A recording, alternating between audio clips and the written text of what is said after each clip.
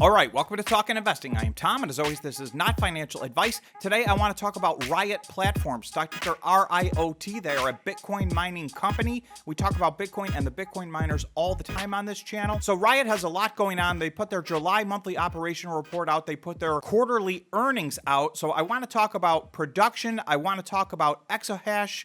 I want to talk about their existing growth, their planned growth. We'll talk about cash flow. We'll talk about stock dilution. And also, I want to talk about their stock price. So there's a lot to go through. They also had done a big acquisition and have some other potential acquisitions planned. So we're going to try and get through everything. I'll try and make this as brief as I can while hitting all the important parts. So if you're new here or if you have not yet, please consider subscribing to the channel if this is content that you're interested in. And of course, if everybody could do us a big favor and smash the like button, that helps the channel out a lot. Okay, let's talk about Riot Platforms. Okay, so as I'm making this video over the weekend, Riot finished the day on Friday at $8.06. We'll see where they are by the time you're watching this video. But year to date, basically through the middle of August, Riot's stock is down almost 50%. Out of the 12 Bitcoin miners that we follow, which are the 12 largest publicly traded Bitcoin miners, they are the worst performer year to date, so their stock has been suffering. So I want to contrast that versus what's going on operationally, and then you guys can judge for yourself if that makes sense, if you think there's a buying opportunity here, if you think that maybe they deserve to be down 45 or 50% year to date. Obviously, none of this is financial advice. That will be for you guys to decide, but I want to try and present what's going on, so let's get into it. The first thing I want to look at is their July operational report. So this came out August 5th. Riot announces July 2024 production and operations update. The number one thing I want to look at in here is this first line in the report. Riot produces 370 Bitcoin in July 2024 and expands into Kentucky. So that's two different things. The first one is their production in July. So you'll see they had 370 Bitcoin that they produced. That is versus 255 Bitcoin in June. So that is a 45% increase month over month. And to put it in perspective, from May to June, they had a 19% increase month over month. In the 2 months of June and July, Riot's production increased more than any of the other Bitcoin miners as a percentage of total production. We'll take a look at some other charts in more detail later, but this was a very important number. I've been talking for quite some time about the fact that Riot has been targeting the middle of the year to get this additional exahash online. And I want to go back in time for just a second. This is Riot's press release from April. So you'll see in April, they produced 375 Bitcoin, but that's not what I want to show you. So that's virtually the same as they did in July. And remember, April was 2/3 of the month was pre-halving, and July is totally post-halving. But again, we'll get to more of that later. As of April, they were at 12.6 exahash. In May, they were at 12.4 exahash. They were stuck at that 12.4 exahash number for a considerable period of time. They had been telling us that they were going to increase their exahash. They were going to grow the company. They had been building out infrastructure. But as of the end of April, none of that had turned into actual exahash and production. So we were still waiting while they were building their infrastructure. So whereas this was a big question mark, in my opinion, I think they're starting to answer this question mark. If we look at the April of 12.6 exahash, if we go back to this monthly operational report of July, you're going to see they're now at 23.3 exahash. That's about 10.5 exahash they've added in the last 3 months. So that is nearly a double, and they have a lot of additional growth plans. We'll talk about their target for the end of 2024, which they bumped up quite a bit, and their target for the end of 2025, which they bumped up quite a bit as well recently. So while they do have 23.3 exahash, they say deployed hash rate. So they have that amount deployed. You will see they say average operational hash rate was 15.5 exahash. So that is up from 11.4 in the previous month. So they're heading in the right direction, but I think everybody would like to see this number be a larger percent of the total number. So they still have some work to do. This was not the perfect monthly financial update, in my opinion, but I do think there were some good things in here. There's some trends starting to come out in Riot that we see. We see their growth in exahash. We see it turning into a growing amount of Bitcoin that they're mining. And ultimately, as a Bitcoin miner, obviously, that is the most important thing at the end of the day. So back-to-back months of big production growth. And in the month of July at 370 Bitcoin mined, that is a 45% increase over the previous month. So that's going to be one of the best growth months over month for any Bitcoin miner all year, I suspect. In addition to that, they got $3.4 million in power credits. So Riot does get paid sometimes to power down their machines and provide energy back to the grid. So ultimately, that helps keep their cost per coin down, and it helps them financially. Okay, so just to take a look at a chart that I put together, this is Riot's production every month for the last year, essentially. You'll see in March, the last month before the halving, the last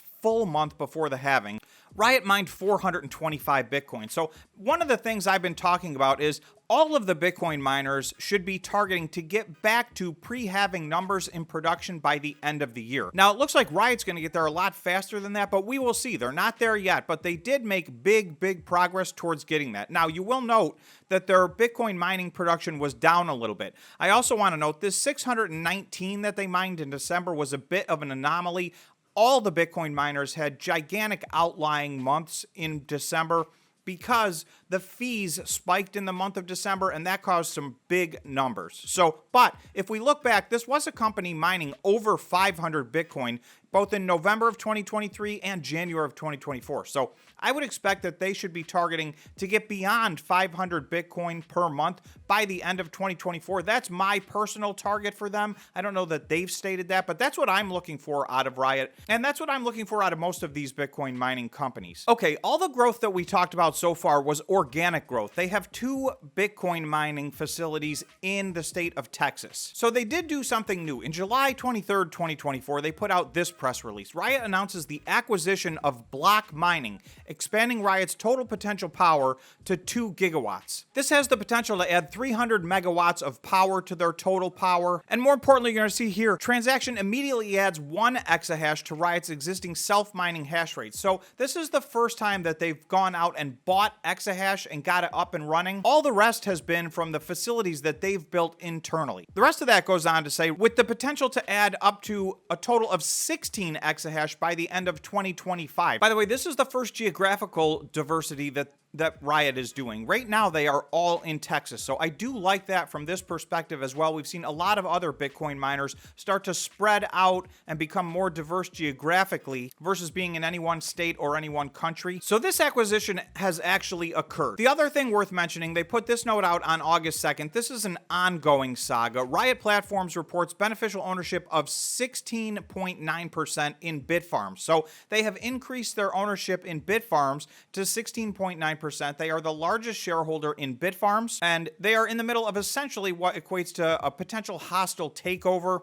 If you go on and read through this press release, and I won't read the whole thing here, but they talk about the fact they are trying to get rid of the current chairman of the board, and they're recommending 3 new members of the board. At one point, they did have an offer to buy all of Bitfarms for $2.30 a share. They've retracted that offer, but they still are obviously interested in potentially taking over and acquiring Bitfarms. But they do talk in here that they're going to weigh their options based on how things go and based on what other opportunities present themselves. They reserve the right to either increase this position in Bitfarms or basically abandon this and move on to something else if a better opportunity moves on. But you can see they are very active in the mergers and acquisitions part of what's going on here. Riot has jumped out in a big way after the halving here to try and make acquisitions and grow their business. Okay, so this is just a slide from their investor presentation that they put out with their most recent earnings report last week. So you can see 2.0 gigawatts of power capacity on the path to 100 exahash.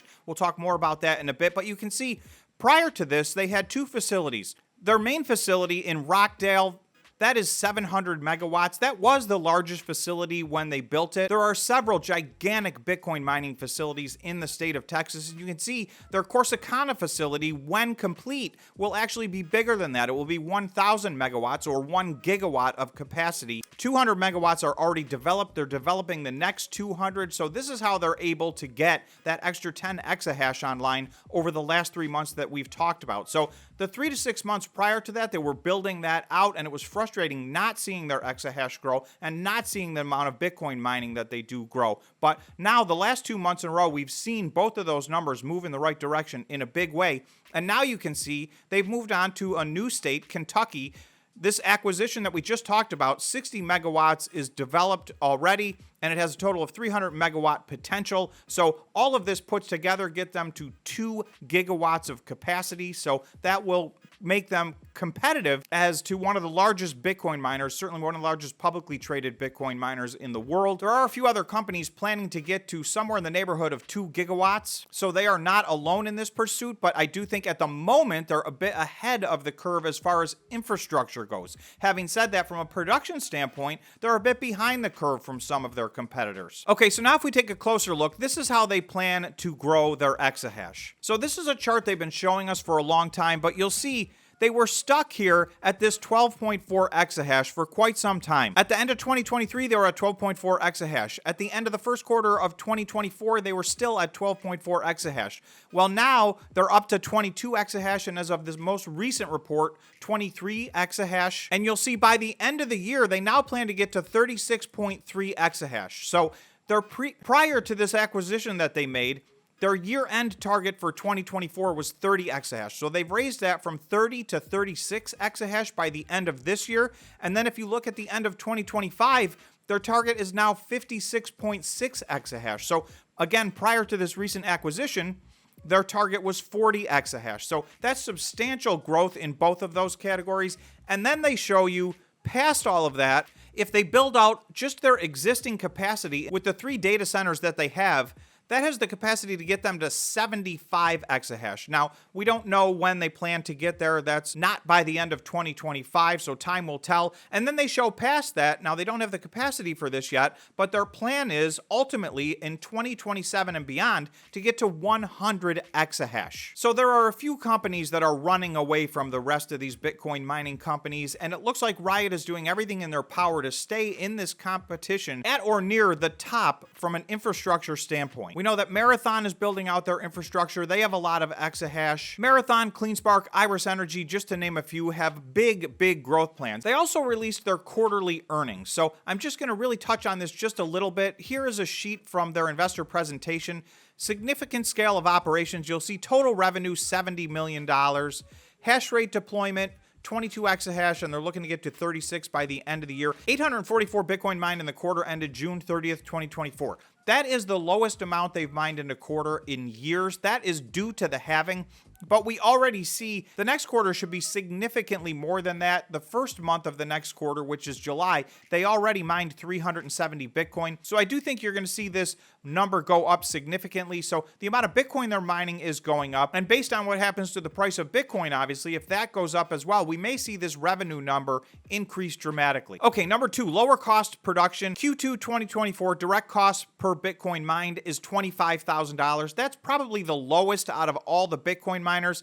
This does account for their energy credits as well, and you can see they do a lot of curtailment. So their gross profit from Bitcoin mining is very competitive among one of the higher out of all the Bitcoin miners. Having said that, if you do a little bit of a deeper dive into their financial statements, this is a bigger company. They do have a lot of overhead. Their overhead for the quarter was over $60 million, so that is significant. So this is a company that needs to keep growing their top line in order to keep up with the scale and size of their overall business, in my opinion. The third thing, and I think this is very important, and Marathon and Riot are very similar in this way, strong financial and liquidity positions. You'll see cash and marketable securities, $639 million. $481 million of that is cash, so they have some cash equivalents, and that does not include their over 9,000 Bitcoin, which at the time was worth $585 million.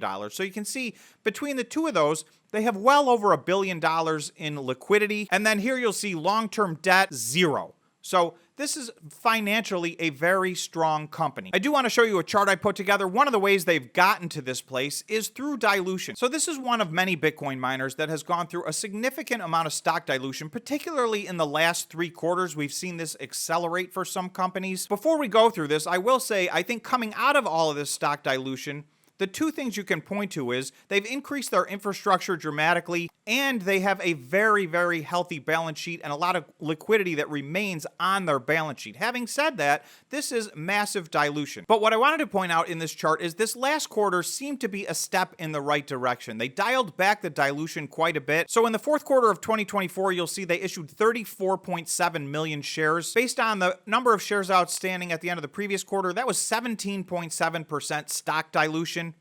In the first quarter of 2024, they issued 26.1 million shares. That was 11.3% dilution. So that is big stock dilution in just a 3-month period of time. However, from the beginning to the end of this, they did double their exahash rate. So in this quarter that just ended, the financial statements they just put out, they issued 16.5 million shares, so significantly less than the 2 previous quarters, and that represented 6.2% stock dilution. So that's actually still a lot if you annualize that, but these companies are very CapEx heavy, and you can see this is massive growth plans, including organic growth and acquisitions and mergers. So that's what's going on. That's what all the stock dilution is about. I only give this chart to put it in some perspective. I know there are a lot of people that shy away from these companies because they're scared of this stock dilution, and it is real. There's a lot of stock dilution here, but it depends on if you feel that they're getting their money's worth out of all of this stock dilution. So that's the picture there. If we look at their balance sheet very quickly, you'll see one of the things that Riot did, and Marathon and Riot did the same thing. They moved their Bitcoin out of current assets. So you'll see Bitcoin at December 31st, 2023 was $311 million in current assets, and now it's zero. And that is because these companies have both shifted their philosophy to HODL Bitcoin. So one of the things worth mentioning is, in this most recent operational update for the month of July, Riot HODLed 100% of the Bitcoin that they mined. I expect that in the August operational update, they will report that they will have passed 10,000 Bitcoin in HODL. We'll have to wait and see if that happens, but that's what they're on track for. And then you'll see they've moved it down to long-term assets or non-current assets. $585 million. The other thing is, if you're looking at their net loss for the quarter, which was quite large, so if we flip over to their income statement, it's worth noting $76 million of this was just a write-down based on the fact that Bitcoin was at a lower price at June 30th than it was at March 31st. So all of the Bitcoin mining companies that HODL did have to take big write-downs. Now, if Bitcoin goes up over the next quarter or the next few quarters, they'll get to show that as income in those quarters. So this quarter showed very non-profitable. The previous quarter was huge profitability because the price of Bitcoin had gone up a bunch. So you're going to get some of this volatility.